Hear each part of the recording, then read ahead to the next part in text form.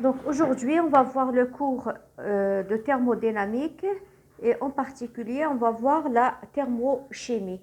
Donc, je vais vous donner un résumé du cours plus exercice d'application, bien sûr. Donc, l'énoncé du premier principe, il vous dit que l'énergie globale d'un système est conservée au cours des transformations. Ça veut dire que, donc, premier principe, vous avez l'énergie d'un système est conservée, ça veut dire delta E total égale 0. Donc, premièrement, on va voir l'énergie interne, U. Donc, U est une grandeur d'état. Ça veut dire quoi? Grandeur d'état, ça veut dire que U n'est pas mesuré, mais c'est la variation de delta U qui est déterminée.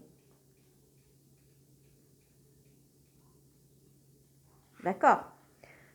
Et l'énergie interne, U, ne dépend pas du chemin de la transformation. Ce qui l'intéresse, si vous voulez, U, elle dépend de l'état initial et final. C'est tout. Donc, si vous avez une transformation de A vers B, donc ce qui m'intéresse, par exemple, la température, la pression, le nombre de moles et le volume. Et là, vous avez, ça peut être la même température, comme ça peut être une autre. Donc, T2, P, N2, par exemple, V2.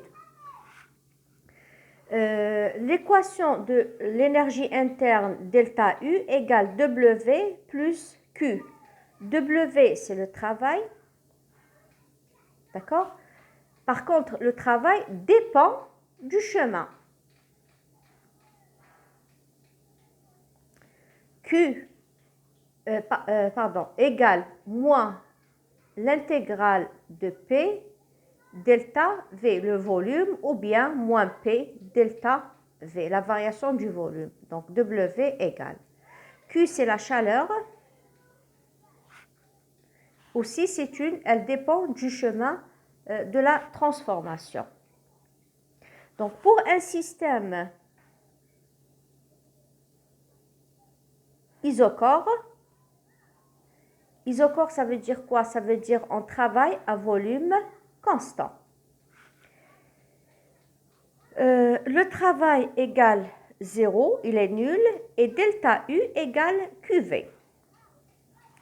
Et la chaleur QV égale NCV delta T. Avec N, c'est le nombre de moles. CV, c'est la capacité calorifique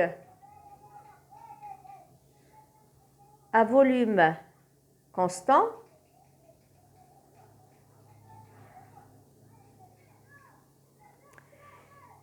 Son unité, c'est joule Kelvin moins 1, mol moins 1.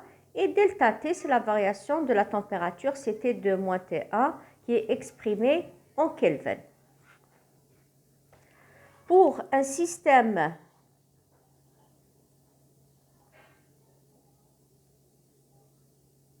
isobare, ça veut dire que c'est la pression qui est constante dans ce cas-là. Une pression constante, à ce moment-là, delta U égale QP est égal à NCP delta T. Et on appelle ça, c'est la chaleur à volume constant et l'autre, c'est la chaleur à volume constant. Pour un système adiabatique, ça veut dire adiabatique, ça veut dire que Q égale 0. Et à ce moment-là, la variation de l'énergie interne est égale au travail, est égale à P fois delta V, la variation du volume. Donc, delta V égale V2 moins V1. Donc, ça, c'est la première. Deuxième grandeur qu'on va étudier, c'est l'enthalpie H. Aussi, c'est une grandeur d'état. Donc, ce qu'on va calculer, c'est delta H. OK? Et l'équation de delta H égale U plus PV. Donc, si je prends la variation de delta H égale delta U plus delta P fois V plus P delta V. Donc, si on travaille à P constant, donc qu'est-ce que je vais avoir? Je vais avoir la variation de la pression égale 0. Et à ce moment-là, l'enthalpie de la réaction égale delta U plus P delta V. C'est à retenir. Chaleur d'une réaction. Donc, selon la loi des gaz parfaits, un système est relié par la loi de PV égale nRT.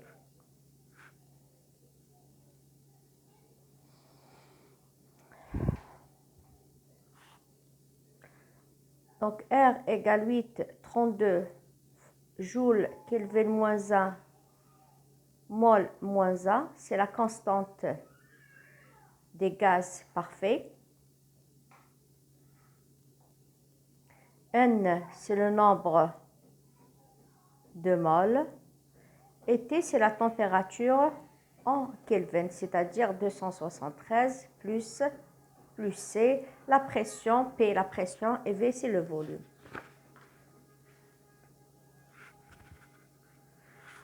Donc, si je reviens à l'équation de delta H de l'enthalpie qui est égale à delta U plus P delta V, à partir de cette équation qui est la loi des gaz parfaits, qu'est-ce que je vais avoir?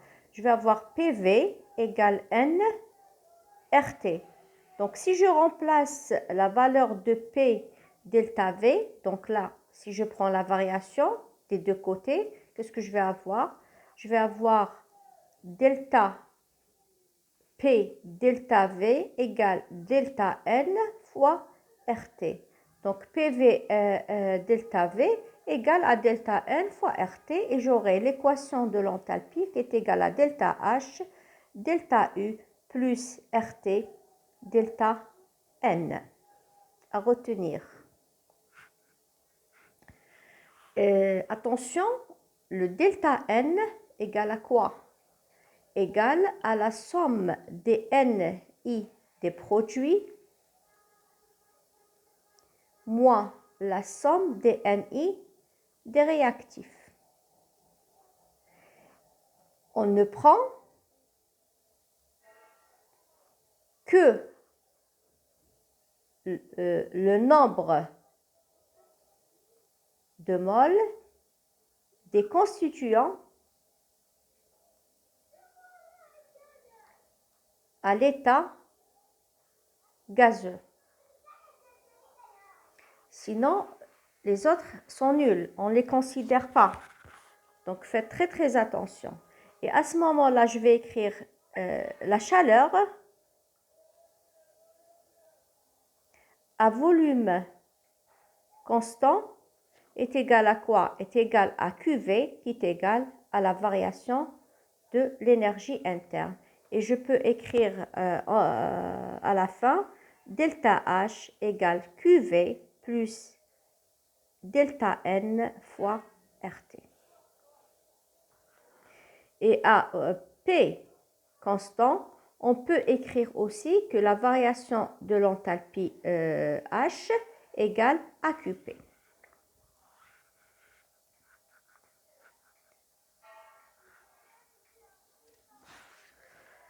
Je prends des exemples. pour le calcul de delta N. Donc, vous avez l'équation CO gaz plus N demi O2 gaz vous donne CO2 gaz. Donc, delta N égale à quoi? On avait dit que le nombre de moles des produits moins le nombre des réactifs. Donc là, vous avez 1, coefficient stéchiométrique, moins 1, moins 1,5. Donc, ça vous donne moins 2 moles. Peu n'importe si la valeur, elle est négative. C'est la variation, ce n'est pas le nombre de moles. Bien sûr, le nombre de moles, il est positif, mais la variation peut être négative. Un exemple 2, vous avez C2H6 gaz plus 7 sur 2 O2 gaz vous donne 2 fois CO2 gaz plus 3 H2O liquide. La variation du nombre de moles delta N, donc je vais prendre, je répète, que l'état gazeux. Donc on ne prend pas celui de H2O liquide. Donc ce sera 2 moins 1 moins 7 sur 2 égale 5 sur 2 moles. Un autre exemple,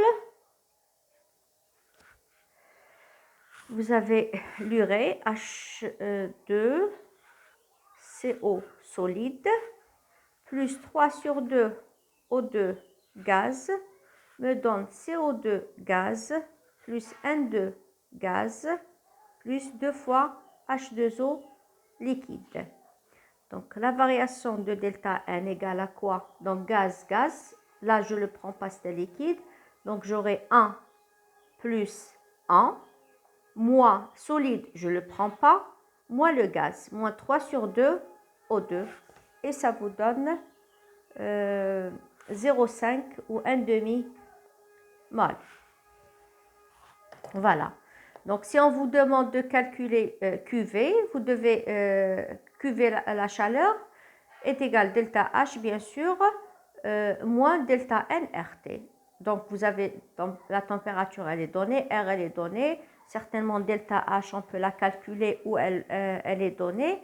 Et on calcule la chaleur à volume constant. Voilà. Ensuite, on va voir, toujours avec l'enthalpie standard. Standard, ça veut dire de formation. Représenté par delta H, c'est le delta H de formation, et le 0 là que je mets en indice en exposant, ça veut dire standard. Standard, ça veut dire quoi? Ça veut dire qu'on travaille à une pression qui est égale à 1 atmosphère et la température égale 25 degrés Celsius. Ou bien T égale 298 Kelvin. Voilà les conditions standards. Donc, il faut noter que delta H de formation des corps purs égale 0.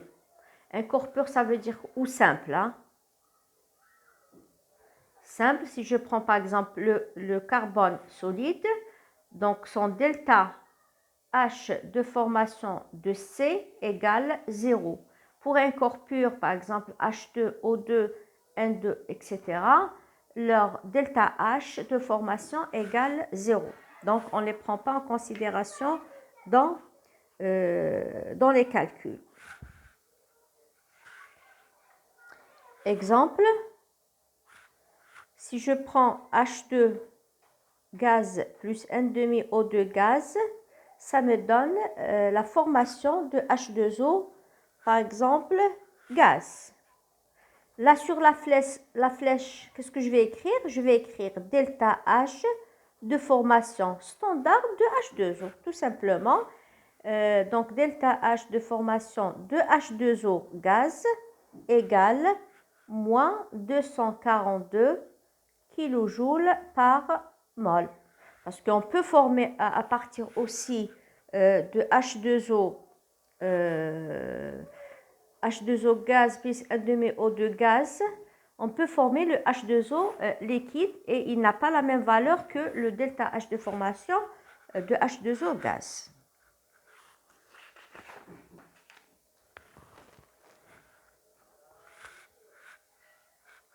B, l'enthalpie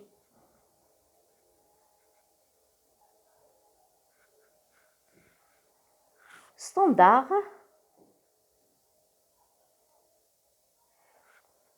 d'une réaction, bien sûr d'une réaction chimique. Je vais représenter par la lettre delta HR, donc réaction et standard. Soit la réaction petit a plus petit bb qui me donne cc plus dd. Donc vous êtes dans le cas général. On peut calculer ou déterminer delta H standard de la réaction à partir de plusieurs méthodes. Première, par la loi de Hess. C'est une méthode très facile et c'est une méthode directe. Directe, donc on peut calculer delta H de la réaction, delta H standard de la réaction à partir des delta H standard de formation des produits et réactifs. Donc ça dépend les lancers de l'exercice. Donc si on vous demande de calculer delta H de la réaction et vous avez les delta H de formation des produits et réactifs, c'est une méthode très simple. Vous écrivez delta H standard de la réaction égale à quoi? Égale à la somme de NUI delta H de formation standard bien sûr des produits moins la somme de NUI delta H de formation des réactifs. Bien sûr, NUI, c'est les coefficients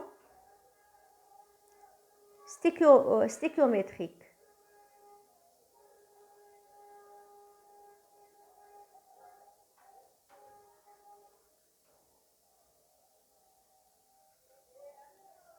OK? Exemple, si j'ai C2 H4 gaz plus H2O liquide me donne C2 H5 OH, donc vous êtes liquide, donc vous êtes en train de faire une réaction.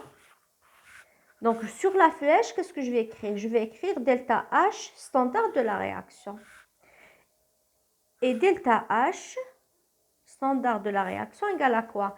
Égale delta H de formation de C2H5OH moins delta H de formation de C2H4 gaz moins delta H de formation standard de H2O liquide.